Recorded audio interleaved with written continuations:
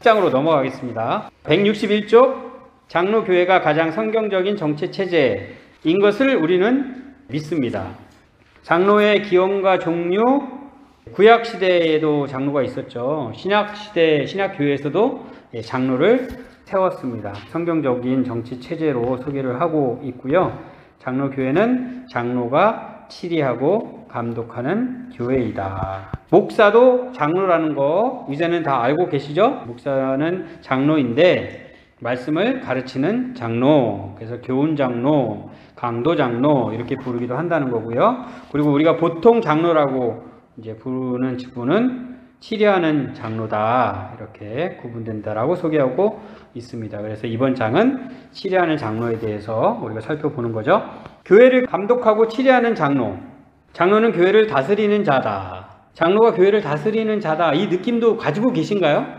이 한국교회의 특징이 물론 교회마다 약간씩 다르지만 목사가 다스리는 교회라는 인식이 굉장히 강력합니다. 오히려 장로는 그냥 옆에서 도와주는 역할이라는 인식이 좀 많이 있는데 그 인식을 좀 바꿨으면 좋겠습니다. 물론 아까도 이제 목사가 장로라고 했으니까 목사가 상관없다 이 얘기는 아닌데, 장로가 교회를 다스리는 역할을 맡고 계신 분들이다. 따라서 교회는 마땅히 장로 역시 존경해야 한다. 존경할 수도 없는 사람을 존경할 수는 없잖아요.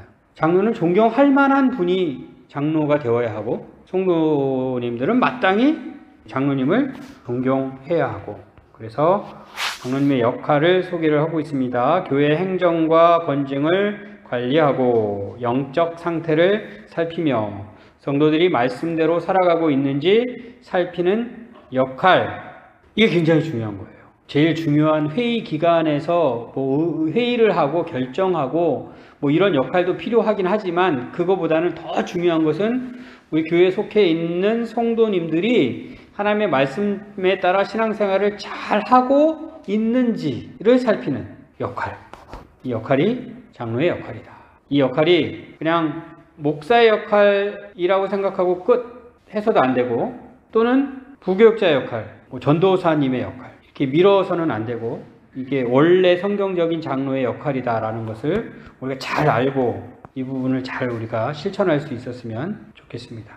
역시 우리 장로님도 많이 아셔야 된다는 이야기를 하고 있죠. 성경적으로 감독하고 치리하는 것에 정통해야 하고, 교리, 헌법, 교회 정치에 박식해야 하고, 회의법에도 능숙해야 하고, 이런 이야기를 들으면 부담이 많이 되실 것 같아요. 그리고 또 그 밑에 있는 또 목자의 정신으로 돌봐야 한다. 조금 전에 말씀드린 것이 이제 목자의 정신으로 돌보는 역할에 대해서 말씀드린 건데, 겸손하게 봉사하는 자세로 성도님들을 섬기실 수 있으면 되겠습니다. 이제 당사자가 되면 부담이 돼요. 제가 아까 목사 이야기를 할 때 제가 굉장히 부담감이 많았는데, 직분자가 되면 당사자로서는 너무나 부담감이 돼요. 그러나 역시 이것이 나의 힘과 능으로 하는 것이 아니다. 하나님께서 하시는 거라는 것을 믿고 겸손하게 하나님 의지하면서 감당할 수 있으면 되겠습니다. 교회를 신방하고 위로하는 장로, 그 내용 그대로 나오죠.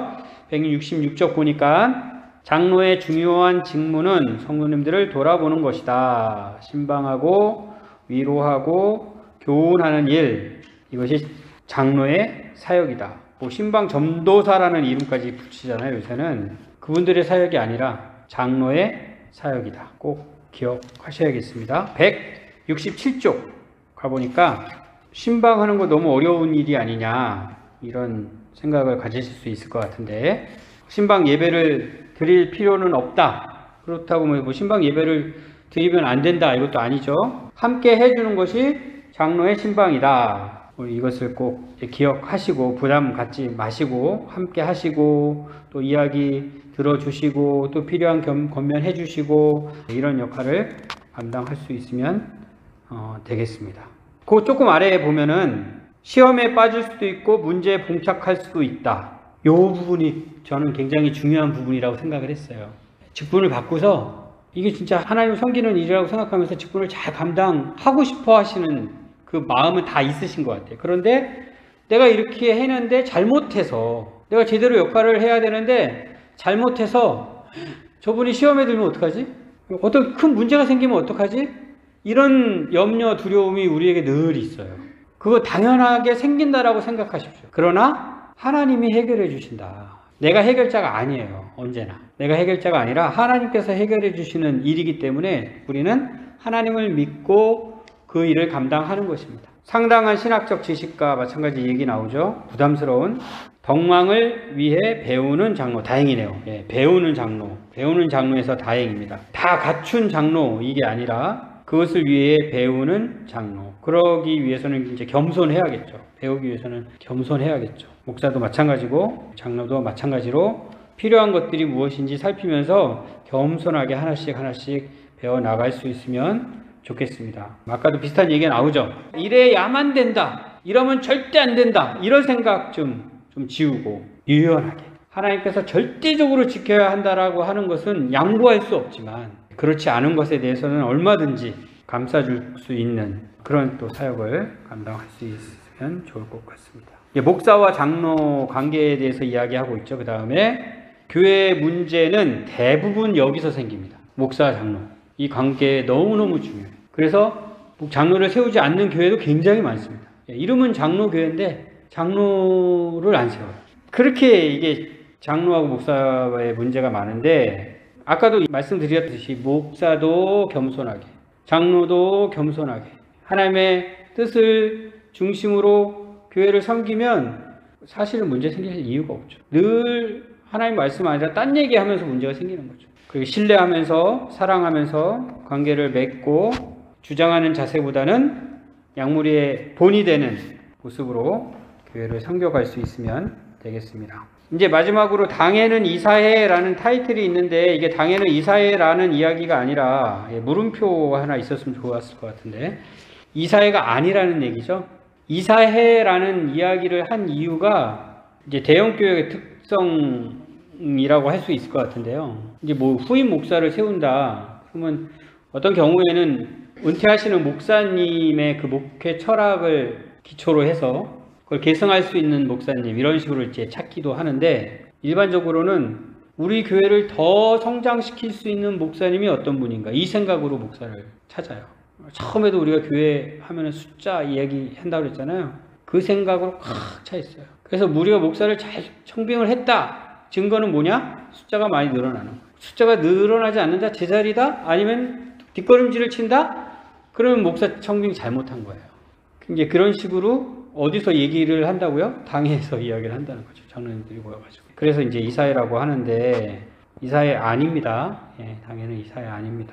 그런 식의 인식을 우리 성도님들이 갖고 있지 않으실 것 같은데 굉장히 잘못된 인식이라는 것을 꼭 기억할 수 있어야 될 것 같습니다. 예, 장로 이렇게 마무리할게요. 11장 집사, 권사, 서리집사 176쪽 보니까 집사는 그리스도의 제사장적 직무를 반영하는 직분이다. 그리스도의 세 가지 직분이 있죠. 왕, 선지자, 제사장. 목사는 선지자, 장로는 왕, 집사는 제사장. 직분과 이렇게 연결을 시켜가지고 설명을 하기도 합니다. 그래서 이제 대표적인 집사의 직무는 구제하는 일이다. 이 직분명에 대해서 설명을 좀 하고 있습니다. 우리가 성경에서 집사라고 이야기를 할 때는 우리 제도상으로는 안수 집사를 가리키는 것이다. 처음에는 잘 이제 혼동되시는 분들도 있으실 텐데 잘 이제 알았으면 좋겠어요. 성경에서 집사 그러면 안수 집사를 가리키는 거다 기억하시면 되고요. 그래서 이제 집사도 성경적으로 직분에 대해서 우리한테 가르쳐 주고 있습니다. 장로와 더불어. 그래서 이것을 소개해드린 적이 있죠. 항존직이라고 부른다고요. 항상 있어야 할 직분입니다. 항상 있는 직분. 항상 있는 직분으로 장로 집사를 이제 그래서 성경적 직분이라고 하고요. 왜 집사를 세웠느냐? 사도행전에 보니까 사도들이 말씀 사역, 기도 사역 이렇게 전념할 수 있게끔 집사 직분을 세우는 장면 기억하시죠? 그렇게 집사를 세운 것 알고 계시면 되고요. 이제 그에 반해 우리가 이제 교회에서 흔히 집사 직분을 세울 때는 성경적인 직분하고는 약간 다른 그래서 서리 집사라고 이제 구분해서 명칭을 사용합니다. 서리 집사의 임기는 1년. 그래서 매년 연말에 한 해 또 섬겨주실 집사를 세우죠. 그래서 그거는 이제 헌법적 직분이다 구별을 합니다. 성경에는 없지만 우리 교단의 헌법에 그 직분을 만들어 놨어요. 그래서 이제 헌법적 직분이다라고 하고 있고, 이것을 지금 현재 우리 교회는 임명하고 있지 않고 있는 그런 상황입니다. 집사의 직분, 구제하는 자, 긍휼을 베푸는 자, 이렇게 소개하고 있죠. 재정, 교회 재정 관리하고 구제 사업을 담당하는 역할을 한다라고 생각하시면 되겠습니다. 179쪽 중간에 보면 칼뱅은 이렇게 구별을 했어요. 집사를 가난한 자들의 일을 주관하고 시행하는 일, 이렇게 구별을 했고, 이건 이제 구제하는 일이다 이렇게 구별을 했고, 가난한 자들을 돌보는 일, 이것을 긍휼을 베푸는 자다 이렇게 구별을 했는데, 그 구제에 관련된 일을 관장하는 분도 집사고 실제로 그분들을 돌보는 분들도 집사다, 이런 식으로 지금 소개를 하고 있는 거죠. 그래서 집사의 직무를 그런 식으로 이해하고 계시면 되는데, 같은 페이지 맨 아래 보면은 공적으로 교회의 서무와 재정 관리를 위해 성실하게 봉사해야 하며, 이 부분은 뭐 당연하게 생각하실 수 있는 것 같은데, 개인적으로는 본인 스스로 섬기고 구제하고 베풀고 대접하는 일을 즐거움 가운데 솔선수범해야 한다. 뭐 이런 것도 그냥 가볍게 생각하면 당연한 얘기라고 할 수 있지만, 우리가 실질적으로 생각하면 또 교회 차원에서 내가 집사로 역할을 감당하는 것과 개인적인 삶 가운데 내가 이렇게 사는 것은 좀 다를 수 있잖아요. 이것이 동일해야 한다, 이런 이야기를 하고 있습니다. 180쪽으로 넘어가면 말씀을 가르칠 권한은 목사에게 있는 것처럼 그리스도의 사랑과 자비를 실천할 권한이 집사에게 있다. 이게 권한이다, 이렇게 설명을 하고 있습니다. 권한으로 또 생각하실 수 있어야 하겠습니다. 그래서 이제 헌금 봉헌하는 일, 이제 집사가 세워지면 집사님이 이렇게 섬겨 주실 수 있어야 할 것 같습니다. 그런데 이런 직분을 생각하면서 아까도 이제 설교 이야기를 할 때도 이제 이야기를 했지만, 이게 집사 직분을 받은 자만 해야 하는 일이냐? 우리가 교회 질서를 위해서 그런 직분자를 세우고 그 직분자를 중심으로 그 일을 하려고 하는 거지만, 이 지금 이야기하는 이 일들이 특정한 분들만 해야 할 일이냐? 그렇지 않은 거죠. 모든 분들이 사실은 해야 할 일들인 거죠. 모든 신자의 의무를 지금 이야기하고 있는 거예요. 그리고 이것은 단순히 하나의 일이 아니라 교회 공동체 안에서 당연히 일어나야 할 것들이에요. 성도의 교제, 우리가 이제 예배할 때 성도의 교제를 또 얘기할 텐데, 이것이 바로 성도의 교제예요. 사도행전에서 나오는 그 초대교회의 모습 속에서 이 모습이 그대로 드러나거든요. 그러면 그것이 지금 우리는 어떻게 그것을 적용하고 실천하고 있는가 생각을 할 수 있어야 돼요.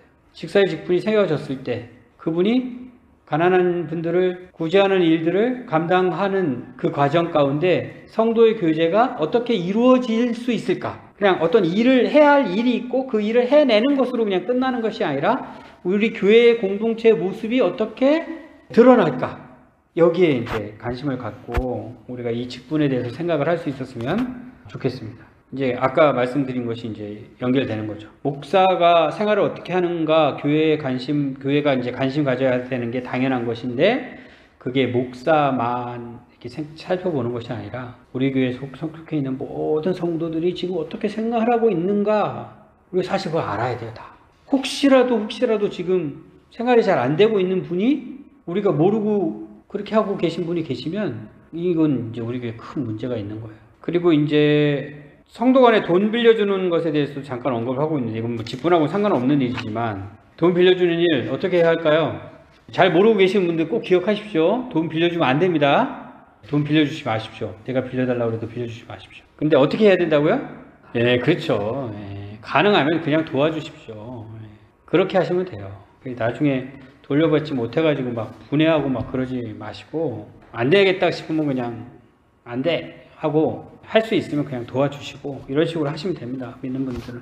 오늘날의 집사 직분의 적용, 이제 어떻게 할 것인가? 교회가 성장할수록 필요해지는 섬김의 손길. 왜? 목사의 직무를 바르게 감당하기 위하여. 당연한 얘기인지 아시는 얘기라고 생각할 수 있을 것 같아요. 교회가 작을 때는 뭐 목사가 모든 일을 다 이렇게 감당해도 충분히 될 수 있는데, 점점 또 혹시 성도님들이 더 늘어나게 되면 여러 가지 일들을 나누어서 해야 할 필요가 생길 수 있겠죠. 주일에 가장 먼저 와야 할 자 누구다? 예, 이 책에는 집사다 이렇게 답을 집사다 이렇게 놓으셨습니다.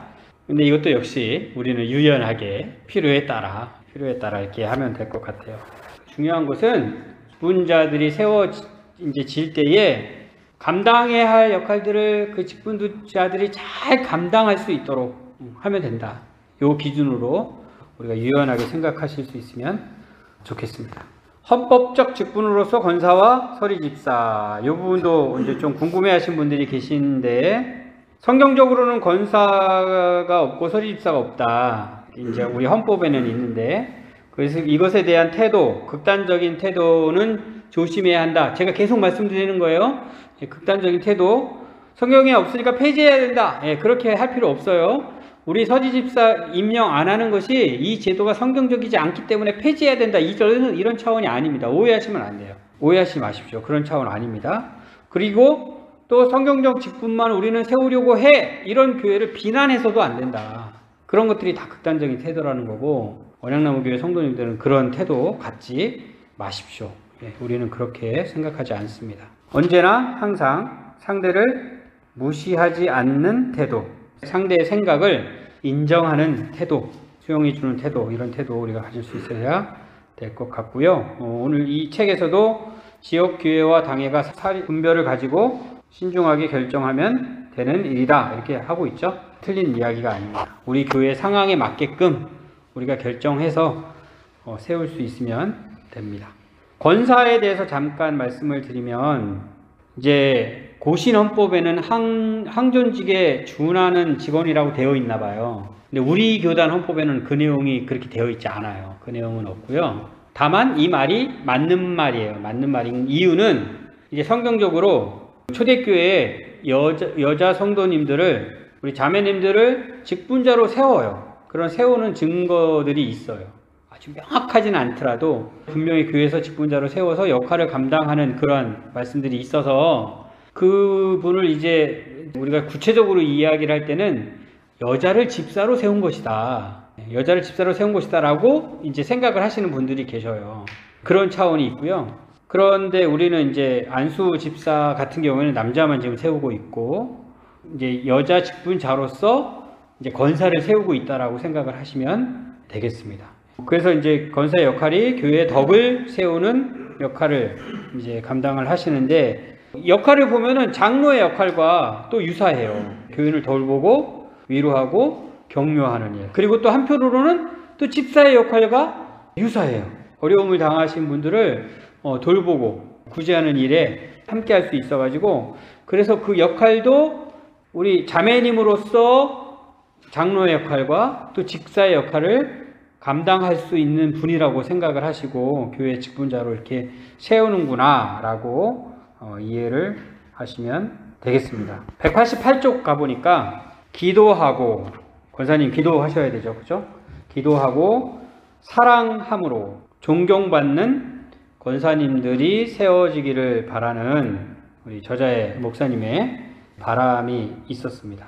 뭐는 하지 말고 뒷담화는 하지 말고 이게 이제 뒷담화도 우리가 정말 재미있게 한번 이렇게 지나가면서 이야기를 하는 그런 뒷담화 뭐 얼마든지 뭐 할 수 있잖아요. 그런 얘기 얼마든지 할 수 있는데 이것이 정말로 덕이 될 수도 있고요. 그것을 해치는 게 될 수도 있어요. 그래서 우리가 지혜롭게 교회 안에서 공동체 안에서 말로 정말 덕을 세울 수 있는 우리가 될 수 있어야 될 것 같습니다. 이것도 역시 마찬가지죠. 권사님들만 이렇게 하라는 것이 아니라 우리 모두가 또 그렇게 해야 하는 그런 부분이기도 합니다. 그리고 이제 마지막으로 서리집사 직분의 못자리판으로 서리집사를 소개를 하고 있습니다. 임기 1년 이렇게 이제 알고 계시죠? 이 부분이 이제 제가 이제 고민을 하는 거죠. 우리 교회 이제 전에는 서리집사를 임명을 계속 해 왔었는데 제가 이제 고민이 된 거예요. 이게 과연 직분인가? 이게 집사 직분을 받음으로 인해서 내가 교회에 어떤 역할을 맡아야 하는 직분자이구나 이런 생각으로 직분을 받고 있나? 아니면 뭐 여태까지 계속 집사였으니까 그냥 당연히 집사지 내지는 내가 지금 교회에 와가지고 섬긴 지 지금 몇 년 됐는데 이제 집사 돼야지 이런 생각으로 우리가 집사 직분을 받고 있나?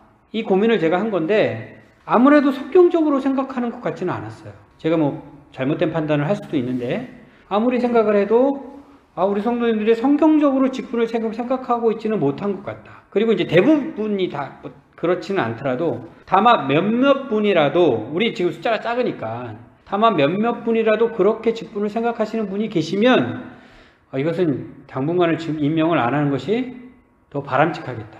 당분간 임명을 하지 않고 왜 여기는 몇 년 섬겼는데도 집사 직분을 안 줘? 라는 질문을 하면서 직분이 정말 무엇인지를 잘 배우고 성경적으로 직분을 좀 받을 수 있으면 좋겠다. 이런 바람으로 지금까지 임명을 안 하고 있습니다. 그리고 이제 우리가 올해 직분자를 세울 때에는 신앙생활을 오랫동안 이렇게 교회에 공헌을 했으니 이제는 어떤 자리를 또 이렇게 차지해야 되는 것 아니냐, 이런 차원으로서의 직분이 아니라 정말 하나님께서 세우시는 직분자로 세울 수 있는 그런 해가 될 수 있게끔 우리가 지금 공부하고 배우고 있습니다. 수직적 계급 구조, 이런 표현이 있었죠. 수직적 계급 구조, 이게 아니다 인데 이것을 떨쳐내기가 우리가 어려운 거죠. 정말 떨쳐내셔야 돼요.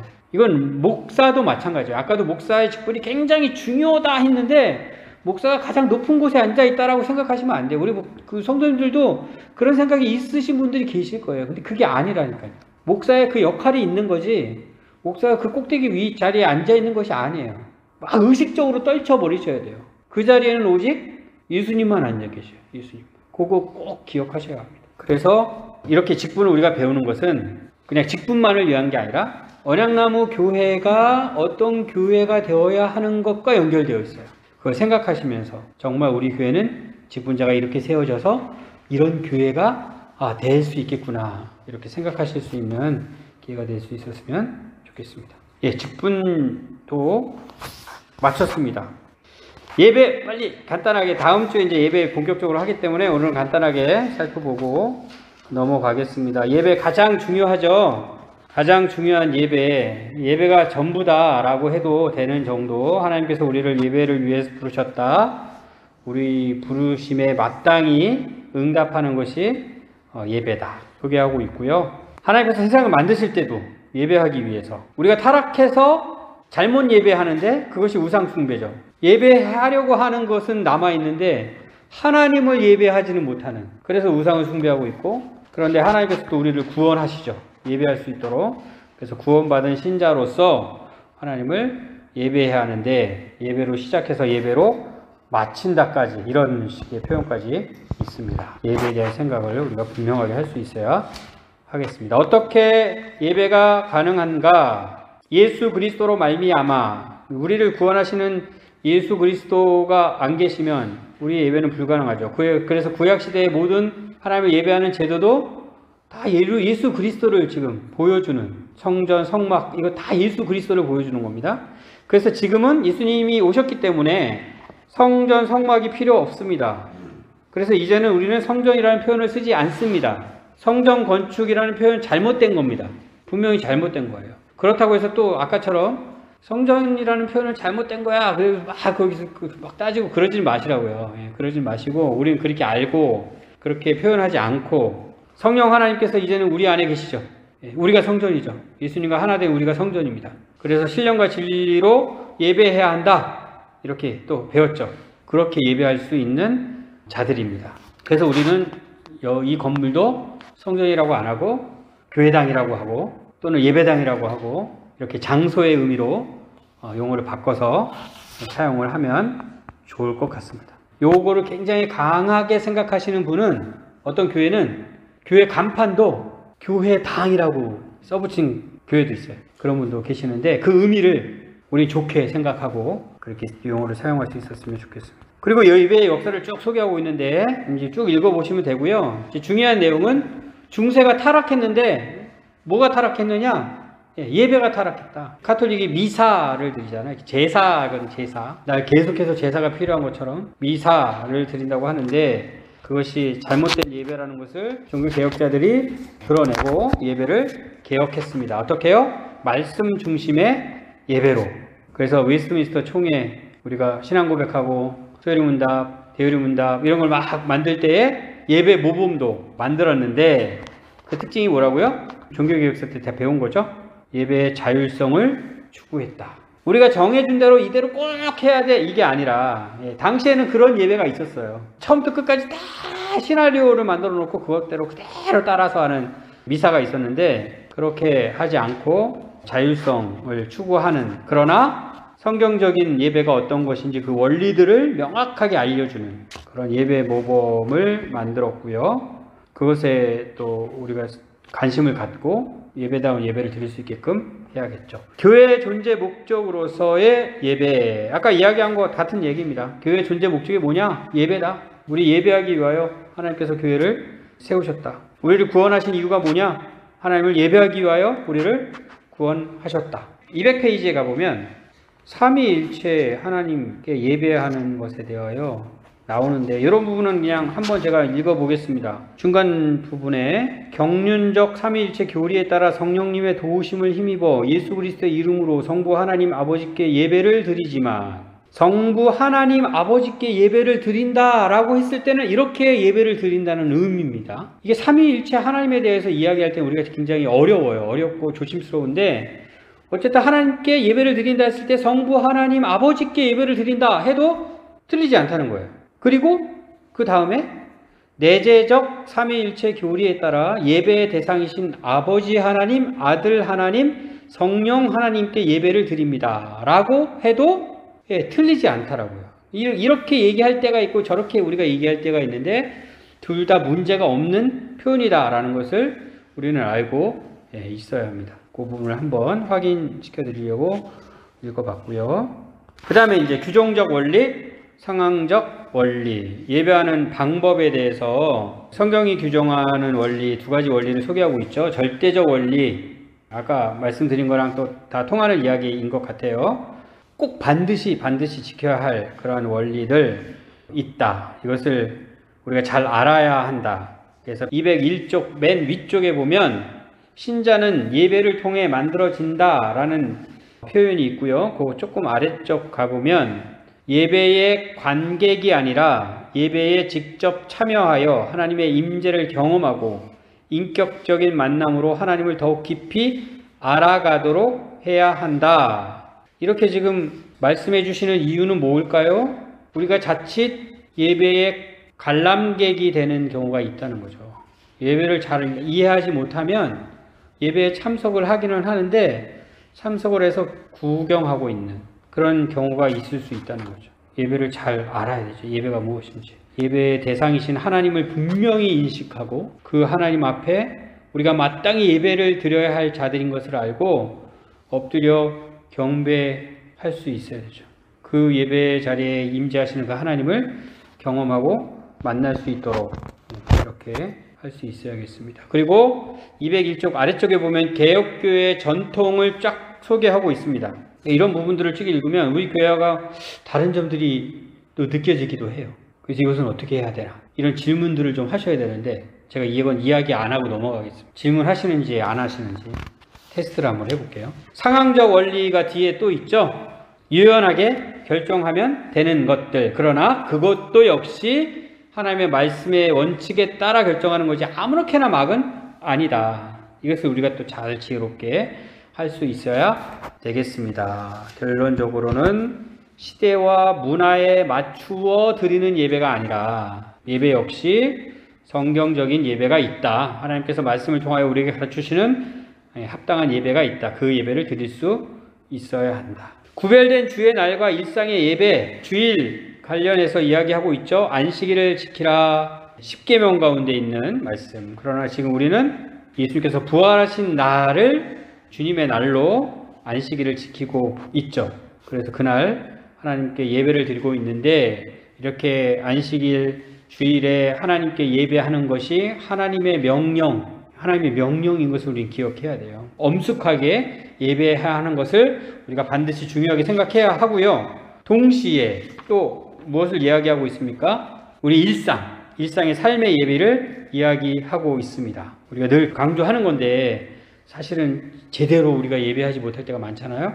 이것은 이제 이 책 맨 마지막 4부에 삶과 또 연결된다라고 얘기할 수 있어요. 그러니까 예배 다음에 삶인데 이게 이렇게 연결된다라고 생각하실 수 있을 것 같습니다. 204쪽 중간에 보면 진정한 삶의 예배에 대해서 소개하고 있습니다. 이건 제가 한번 읽어볼게요. 204쪽 중간에 진정한 삶의 예배는 참되고 합당한 공적 예배의 생명을 가지고, 삶의 예배는 이 공적 예배를 빼놓고는 생각할 수 없는 거예요. 그만큼 공적 예배가 중요하다는 이야기를 하고 있는 거예요. 지금 참되고 합당한 공적 예배의 생명을 가지고, 생명 없이 살 수가 없잖아요. 공적 예배에 생명이 있어야 삶의 예배를 드릴 수가 있죠. 삶에서 하나님을 두려워하며 하나님께 영광 돌리고 하나님을 높이는 일상을 살아내는 것을 뜻합니다. 코람데오라고 할 수 있겠죠. 하나님 앞에 그렇게 공적 예배를 드린 후에 그 생명을 가지고 일상에서도 언제나 하나님 앞에서 살아가는 그러한 예배의 삶을 우리가 살아야 한다. 이런 내용을 지금 강조하고 있습니다. 그것이 이제 205쪽 보면 로마서 12장 말씀으로 다시 소개를 하고 있어요. 로마서 12장 말씀. 주일날 공적 예배와 예배당 안에서 각각 믿음의 분량대로 지혜롭게 생각하며 서로 지체가 되어 섬기고 악을 미워하고 선에 속하며 형제를 사랑하고 존경하며 열심을 품고 부지런히 주님을 섬기고 즐거워하고 기도하며 성도들의 쓸 것을 공급하고 손 대접하기를 힘쓰는 것입니다. 그리고 나아가 삶 속에서 박해하는 자를 축복하고 함께 즐거워하고 울고 높은 데 마음을 두지 말고 낮은 데 처하며 악으로 악을 갚지 말고 선을 행하며 모든 사람과 화목하고 원수를 갚지 말고 하나님께 맡기는 것입니다. 와우. 이것이 예배라고 지금 가르쳐주고 있는 거예요. 환상적이죠. 우리가 이렇게 예배하는 삶을 살 수 있어요. 하나님은 우리를 이렇게 살게끔 하십니다. 우리가 이걸 믿고 하나님 의지해서 참된 예배를 드릴 수 있는 우리가 모두가 됐으면 좋겠습니다. 혹시라도 예배에 대한 우리가 인식하고 있는 것들이 잘못된 것들이 있다면 이번 기회에 완전히 전환이 되었으면 좋겠습니다. 우리 상황, 우리 환경 이런 것에 따라 휘둘리는 그런 예배가 아니라 오직 성경적으로 생각하고 바른 예배를 드릴 수 있는 우리가 되어야 하겠습니다. 마지막에 예배인가 뮤지컬인가 이런 표현은 많이 우리가 접했죠. 예배자가 만족하는 예배, 그것을 추구하는 것이 아니라 하나님이 받아 기뻐하시는 그러한 예배, 그런 예배를 우리가 드려야 합니다. 207쪽 맨 아래쪽 로버트 레이번이라는 분이 쓴 글, 이것도 잠깐 한번 읽어볼게요. 올바른 예배는 예배자들을 즐겁게 하기 위한 것이 아니다. 올바른 예배는 경건한 신자들이 우주의 주권자이신 하나님께 합당한 경배와 찬양과 존귀와 복종을 바치고 그분이 말씀과 성례를 통해 제공하시는 영적 양식을 받는 것이다. 잘 정리돼서 가르침을 주고 있죠. 예배에 대해서 오해하는 일이 없었으면 좋겠습니다. 이제 다음 주에는 이제 구체적으로 또 예배, 하나님께서 우리에게 요구하시는 예배가 어떠한 예배인지, 성경적인 예배가 무엇인지 이걸 구체적으로 하나씩 배울 수 있게끔 하도록 하겠습니다.